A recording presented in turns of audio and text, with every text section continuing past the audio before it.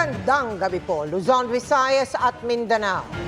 Sinampahan ng reklamo si dating Pangulong Rodrigo Duterte ng PNP-CIDG kaugnay ng pahayag nitong pagpatay sa 15 senador. Base sa reklamo sa Department of Justice, maituturing umano yang unlawful utterances at inciting to sedition. Pero giit ng dating tagapagsalita at abogado ni Duterte, biro lang ang pahayag ng dating Pangulo.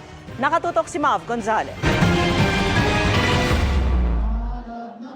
Dahil sa pahayag na ito ni dating Pangulong Rodrigo Duterte habang ikinakampanya ang kanyang senatorial slate, patay natin. Makapatay tayo ng mga 15 na senador. Pasok na tayo lahat. The only way to do it is to